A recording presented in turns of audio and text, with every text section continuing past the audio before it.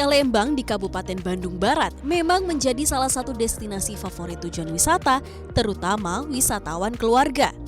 Pada momen libur Hari Raya Idul Fitri 2022 kemarin misalnya, menjadi salah satu gambaran antusiasme wisatawan untuk berrekreasi di wilayah ini.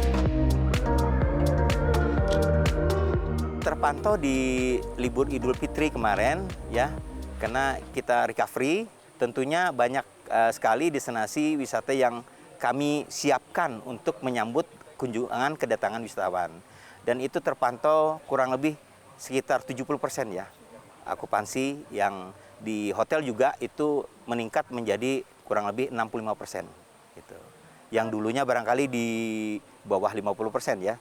Dan ini kita ambil hikmahnya karena di PPKM Kabupaten Bandung Barat berada di level 1. Kita diakomodasi saja, kita mempunyai kurang lebih 90-an hotel ya untuk akomodasi. Terus untuk di industri pariwisata lainnya seperti keberadaan rumah makan, restoran, kafe, itu kurang lebih 141 buah. Nah, kembali tadi ke destinasinya, itu kan destinasi terbagi dari 3 kriteria tuh. Ada konteksnya wisata alam, kita mempunyai wisata alam itu 76 DTW ya. Untuk wisata budaya itu jumlahnya ada 19 DTW. Dan juga wisata buatan atau man-made itu kurang lebih 67. Jadi total kita memiliki 162 DTW yang ada di Kabupaten Bandung Barat.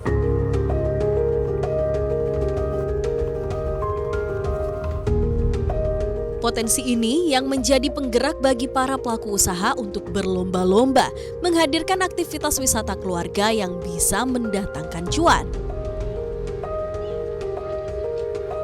Makasih Kang. Pak Peri, apa kabar Pak? Kami bertemu Peri Tristianto yang telah membuka wahana wisata keluarga sejak 1 dekade lalu.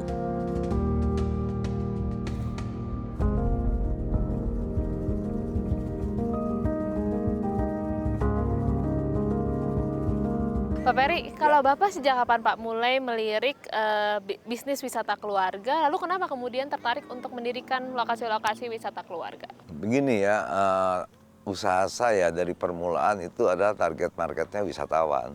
Dulu Ciamplas, Cibaduyut, sepatu, jeans, terus factory outlet. Terus sudah itu berubah, orang nggak belanja, orang bermain. Nah di situ saya ikutin terus gitu. Pak, kalau boleh kasih bocoran gitu ya, Pak. Nilai investasinya untuk mendirikan satu wisata keluarga tuh berapa, Pak? Dan Wah, tergantung ya, sangat-sangat tinggi sebetulnya untuk bikin wisata itu selalu sangat-sangat tinggi lah ya, sangat tinggi dibandingkan bikin toko kan ya. Karena infrastruktur yang cukup berat dengan lahan yang cukup besar, misalnya The Great Asia Afrika tuh sekitar 5 hektar, floating market 12 hektar, di sini sekitar 13 hektar, ya seperti itu. Jadi cukup berat ya. range-nya berapa tuh Pak? Ya range-nya hitung tanahnya aja lah ya, ya hitung tanahnya. Tapi kalau ngebangun menurut saya gimana konsepnya biasanya gitu ya. Biasanya kita bermain dengan 30-40 M misalnya. Tapi kan dengan bisa sampai 90 M tapi dari hasil. Apa Pak yang Bapak tawarkan kemudian? Inovasi-inovasi? Ya kan saya dengerin Pak Arief Yahya dulu Menteri Pariwisata, 60% karena culture, 35% infrastruktur, 5% buatan manusia. Nah itu saya ikutin terus. Culture itu apa? Culture itu kekuatan di daerah situ. Ya misalnya culture-nya dari kulinerinya ya, misalnya dengan daerah Subang, Nanas Subang gitu. Jadi saya bikin bolen Nanas Subang. Oh iya tadi saya lihat di depan ya Pak ya. Kalau di Lembang misalnya susu. Farmhouse susu Lembang, saya jual susu, tahu susu. Deren wisata kuda, misalnya di Lembang dan di sini. Dari dulu juga Lembang tuh kuda gitu. Nah, jadi yang di daerahnya floating market sama dengan makanan-makanan pinggir jalan di daerah Lembang. Yang dibawa betul, ke floating market itu. Betul. Kalau keunggulan bisnis wisata keluarga tuh apa Pak dibanding dengan bisnis-bisnis sebelumnya? Kita yang penting ini di Jawa Barat, menurut saya kita menjual suasana, udara, dan budaya. Budaya yang paling penting apa? Menurut saya hospitality. Keramah tamahan yang harus nomor 1. Itu ya. Ya. Jadi customer itu jangannya raja, bukannya raja. Customer itu adalah teman.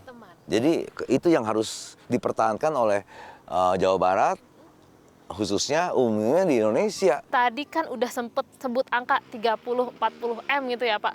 Kira-kira jangka waktu untuk return of investment-nya berapa Pak dari perhitungan bisnis Bapak sendiri? Ya itu tergantung tanahnya sewa atau tanah sendiri. Kalau tanah sendiri biasanya ya break even menurut saya gimana Tuhan lah. ya cuman kalau rugi bagaimana kan. Kalau tanah sendiri kan kita capital gain-nya ada dari tanah kan seperti itu. Kalau sewa tentunya lebih hati-hati. Pak, ini kan lahannya luas banget kayaknya. Kayaknya Ya. kita sambil muter-muter enak ya Pak sambil ayo ngajakin kita jalan ya dengan suasana banyak awan. Makanya judulnya ngopi di atas awan dan berkuda di atas awan. Berkuda di atas awan. Nanti saya cobain boleh ya Pak? Ya, boleh. Oke, yuk kita jalan-jalan Ya, Pak. yuk.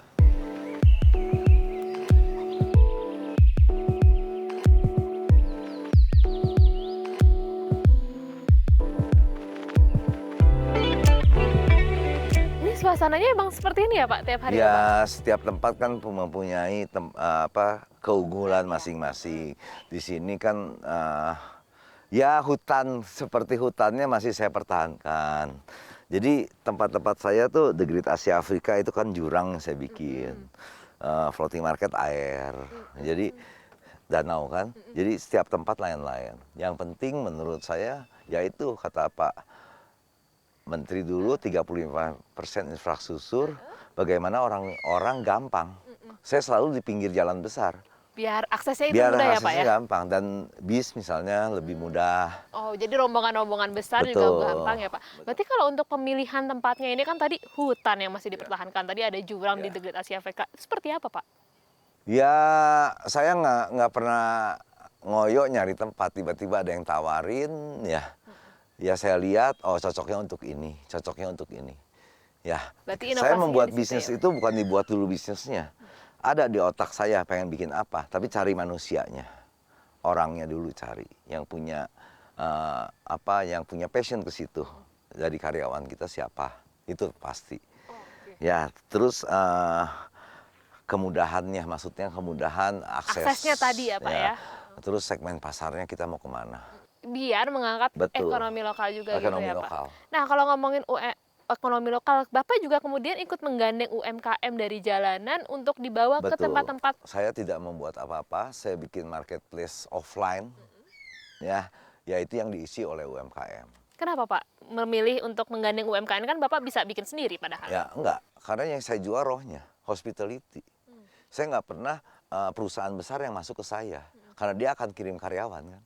Nah tapi kalau UMKM dia sendiri, yang kita jual apa sebetulnya makanan biasa lah semua ada, cuman hospitality, packaging segmen pasar, kebersihan, nah itu ya produk-produk emosional apa misalnya yang nomor satu musola itu harus paling utama ya karena itu emosionalnya ada gitu.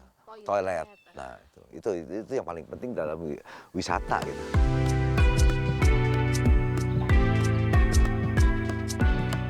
Dari perbincangan saya bersama Peri Tristianto, saya menemukan fakta unik terkait pemberdayaan ratusan UMKM yang menjadi penguat kehadiran wahana wisatanya. Mereka berhasil mengubah hidup menjadi lebih baik, bahkan ikut menggerakkan perekonomian nasional dengan membuka lapangan pekerjaan baru dan mengurangi angka pengangguran serta kemiskinan.